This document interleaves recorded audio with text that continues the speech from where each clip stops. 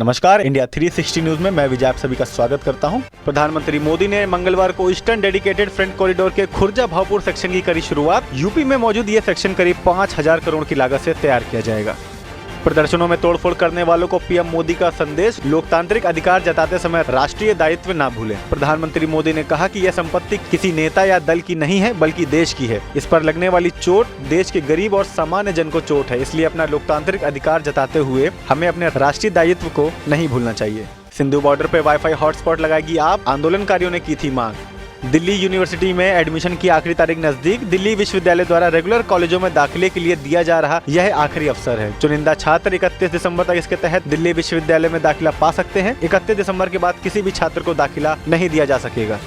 एक रिपोर्ट के मुताबिक अक्टूबर 2020 में भारतीयों ने खरीदे करीब 63 लाख से अधिक के चीनी स्मार्टफोन।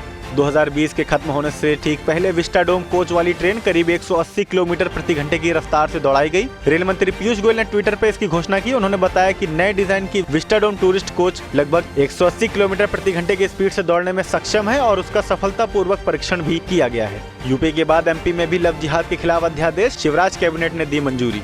रजनीकांत ने किया बड़ा ऐलान, तबीयत खराब होने को बताया भगवान की चेतावनी। रजनीकांत ने अपने बयान में कहा कि बीते दिनों उनकी तबीयत में जो गिरावट हुई है वो इसे भगवान की चेतावनी मानते हैं और राजनीतिक पार्टी नहीं बनाने का फैसला करते हैं।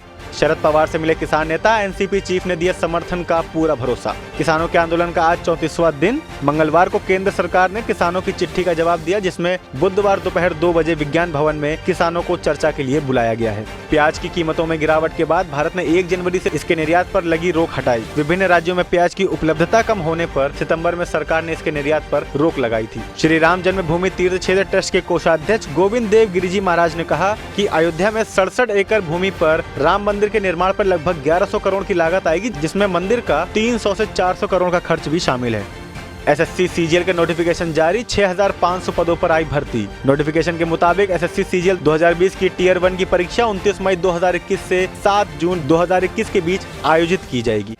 मेलबर्न में टीम इंडिया की जीत के 6 हीरो, ऑस्ट्रेलिया को उसी की धरती पर किया पस्त। टीम इंडिया ने कंगारुओं के खिलाफ 4 मैचों की टेस्ट सीरीज में 1-1 से बराबरी कर ली और दूसरे टेस्ट में ऑस्ट्रेलिया को करीब 8 विकेट से मात दी। इस मैच के 6 हीरो रहे अजिंक्य रहाणे, रविंद्र जडेजा, जसप्रीत बुमराह, रविचंद्रन अश्विन, मोहम्मद सिराज और शुभमन गिल। कप्तानी में अजिंक्य रहाणे का कमाल, मेलबर्न में जीत के साथ लगाई हैट्रिक। अजिंक्य रहाणे ने टीम इंडिया को मेलबर्न क्रिकेट ग्राउंड पर मेजबान ऑस्ट्रेलिया के खिलाफ दूसरे टेस्ट में 8 विकेट से जीत दिलाकर एक बड़ा रिकॉर्ड अपने नाम कर लिया है। और बड़ी बात यह रही कि अजिंक्य रहाणे ने इस मैच में सेंचुरी बनाई और प्लेयर ऑफ द मैच रहे। देश में 24 घंटे में कोविड-19 के करीब 16,432 नए केस मिले, पिछले 6 महीने के सबसे कम दैनिक मामले। सक्रिय केस लगभग 2,68,581 हैं, जबकि 252 और मौतों के साथ कुल मृतकों की संख्या करीब 1,48,153 हो गई है। साउथ इंडियन फिल्मों के अभिनेता रामचरण हुए कोरोना पॉजिटिव। एक ट्वीट में उन्होंने कहा कि कोविड-19 पॉजिटिव हूं, लेकिन इसका कोई भी लक्षण नहीं है और मैं अपने घर पर ही क्वारंटीन हूं। उम्मीद है जल्द ठीक हो जाऊंगा। इसी के साथ रकुल प्रीत ने सोशल मीडिया में पोस्ट शेयर करके लिखा कि अब मुझे बताने में बड़ी खुशी हो रही है कि मेरी कोरोना पॉजिटिव रिपोर्ट नेगेटिव आ गई है। आपको बता दें कि रकुल को 22 दिसंबर को कोरोना हुआ था, जिसके बाद वह क्वारंटीन थी।